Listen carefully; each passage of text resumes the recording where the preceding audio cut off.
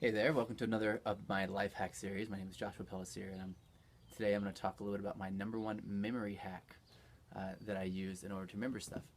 I have um, just historically a pretty terrible memory. That might be a pretty bad affirmation. Maybe it makes my memory a little bit worse saying that. However, I'm just trying to be honest with you here. My memory has been, I don't know, something that I just never really trusted because it was so bad just my whole life. So I've developed some tools that have taught me how to remember things that are really important, like credit card numbers, um, passport numbers, license numbers, things like this, that I can memorize exactly down without having to, that are most convenient for me. My credit card numbers are the most convenient thing first. But there are other things too, and I've used this also for a couple other outcomes that I'll talk about maybe a little bit later in this video, and if not, in a future video, that have produced phenomenal results that are like bordering on impossible miracle-like results for me in my reality. So just with other areas of my life, but I'll tell you about that a little later.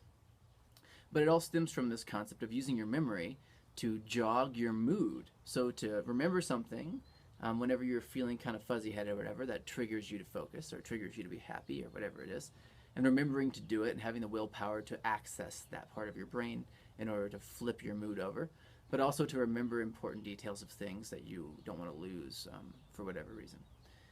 So there was a concept I used to play around with. It was just kind of a joke thing that I would do where I would write down numbers 1 through 10, and then someone would say a word associated with each number. So 1, you might say potato, and 2, you might say hot dog. Those are both foods, but 3, you might say the White House. Okay, so you say all these words, and then you say a number, and any number 1 through 10, and I tell you what that word was associated with the number without looking at anything, just kind of memorizing it. And I did it through a technique that I learned in a lot of different places. Mentalists use this to like give you illusions that they're reading your minds sometimes. Also, illusionists also, but further though, it's been used in a lot of actual applications for accessing memory during meditations or regressive therapy and things. And it is essentially having a word association and then remembering a rhyme or something funny that you can memorize. So I have the number 1 and then a word. So 1 bun, 2 shoe, 3 tree, 4 door, and so on. And I have this rhymes, just random things. And then whenever someone says a word 1 through whatever, then I picture the word that I think of. So if it's 1 bun in my head and they say that the first word is potato, like I said before, I picture a bun of some sort, like a hamburger bun, but with a big raw potato all awkward looking inside of it. And then I remember that whenever I think 1, I remember the rhyme bun, and then I picture a bun, and the first thing in my mind is this potato bun. So I focus on that, and it helps me draw up and remember ideas that I couldn't access before because I'm doing word association. So how do you use this actually to remember stuff? Well, I have a technique that I developed after reading a book called Moonwalking with Einstein. It's a cool book. It's about a guy who practices and learns how to win at these memory recall contests from these people who have photographic memories, and he's just kind of a normal dude, and he talks about how he trained to be able to remember stuff. I thought this was pretty cool to have kind of superhuman memory, so I focused on something and I used the concepts. In the book, they talk about some of the concepts being you walk into a house and the house has different rooms, and in each room you have different objects that remind you of certain things. Well, that was kind of weird for me, so instead I did like a Matrix style white hallway. So I picture myself, I can close my eyes to do this, picture myself in a white hallway. On the right hand side, my right, there are doors that have odd numbers, 1, 3, 5, 7. And then on the left, they're even, 2, 4, 6, 8. And there's these silver metal numbers on the doors. So I walk up to the first door and look at number 1. Well, I have a word association, don't I? 1 bun. It's easy for me to remember. So what I do is I have the room represents something. So in this case, it would be my room of relationships or whatever. So I would have either like a funny, the funnier the weirder the better. So like a hot dog bun with like a girl in it, or like someone's girl's butt or something that would just be really obviously funny and kind of like with mustard all over it or something. And then that would remind me that this is, but that's kind of a funny thing, so I didn't want to go that direction. So I went in the direction more of like just reminding myself of what the room's about to be about, sort of like romance and my whole romantic world. So I step through and then I paint the room with whatever it is I want. Like I made it, my room of romance or relationships was like a wine bar, like with little booths and stuff. And there are different people sitting at different booths for a while. As I sort of worked through my romantic life, I could actually go into my meditative state where I just remembered this place and then interact with people in this sort of space where they were really honest with me in my head. And I could get clear about how I felt about them. And sometimes it would do other weird stuff too. Like whenever I would interact with them, then I interacted with them as if they had shifted, but they hadn't. And so then people started shifting around me as well to sort of match that, which was a really cool side effect. But you got to be careful with that. So then 2 and 3 and so on, I sort of gave these rooms different themes. And there was a theme for a room for money, a room for knowledge, remembering people's faces, one for facts of certain things, one for numbers that I needed to remember.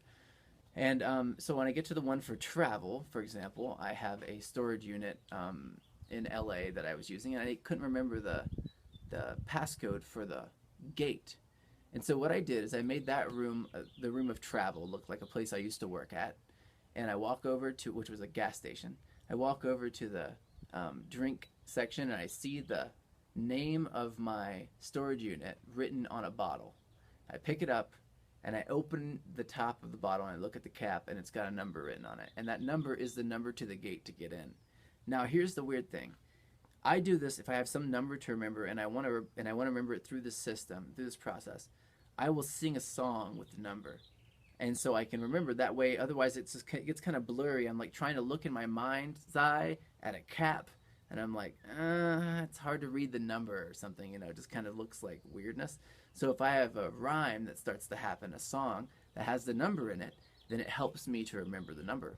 So that's what I did with this, and I've used this to get into my storage unit stuff without ever having to remember where the hell my paper receipt is that has my storage unit info on it. Instead, I just remember that, and I don't have to think about it 99% of the time. So what I'd like you to do is to try this out. I want you to have some number that you want to remember. I want you to make door number 1. Imagine you're in a white hallway, or you can make a black hallway, whatever you want. But the idea is that it's a hallway, and there are doors on the right and left, and they have numbers. And you have to know this 1 bun, 2 shoe, 3 tree thing, but you don't have to do too many. Just memorize 1 through 5. Mine that I use are 1 bun, 2 shoe, 3 tree, 4 door, 5 hive. So that's what I use, and you can use whatever you want as long as you remember it. And then go in and start creating rooms in these doors in your head.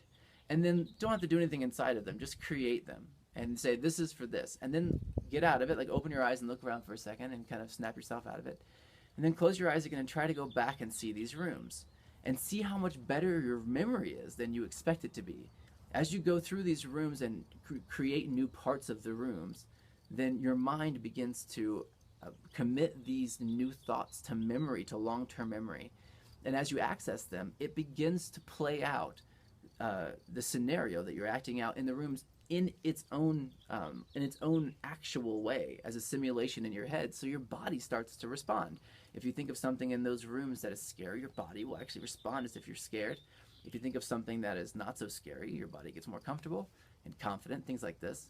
This is important because as you develop your memory, you can also develop your subconscious actions or your confidence responses to different stimulus in your world, to people being around you, to having more money, to whatever it is within these rooms, because you will react differently if you have had more time to experience positive iterations, even if they're in your head.